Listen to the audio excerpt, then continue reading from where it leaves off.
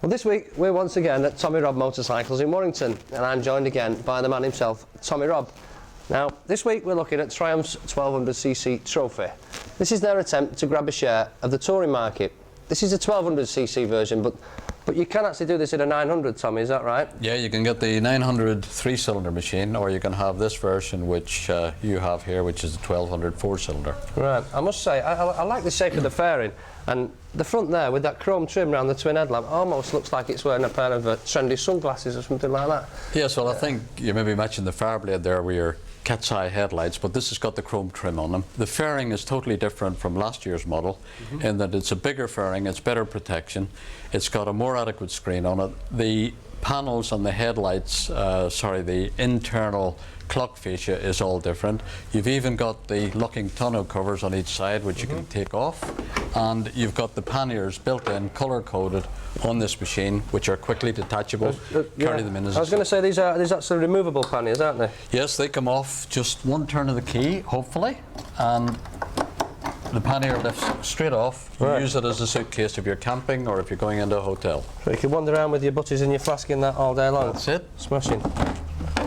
Right, this is the actual final drive on this is a chain drive, isn't it? Now, that's something that's common to all Triumphs, isn't it? It's common to all Triumphs because you see when you shaft drive you lose some torque at the machine, you actually reduce the horsepower fractionally.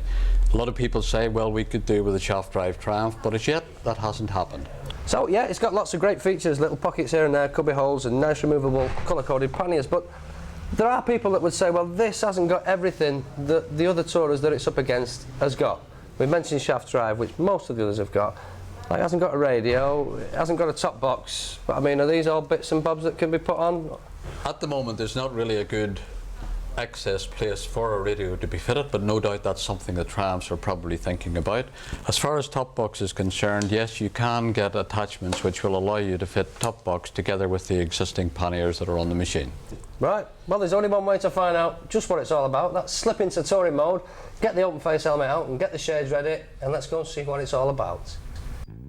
Well, it's all about going a long way on a bike, and this isn't the kind of machine you'd use for nipping down to the shops, and the riding position is such that several hours in the saddle won't cause too much discomfort, although I wouldn't feel, well, too well protected sat behind this particular windscreen for any great length of time. The gearbox is brilliant, just pick one and off you go. The engine will pull from just about any revs in any gear.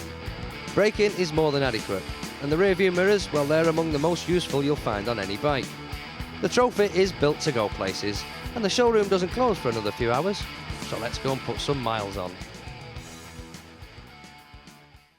Well, that was a Triumph 1200 Trophy. A great bike, great engine and a cracking gearbox. You can drive just about anywhere in any gear you like. Outstanding brakes and a good all-round performance. Well, you can join me next week. Oh, and by the way, I would like a radio. Join me next week, I'll be riding another totally different bike, and I'll see you then.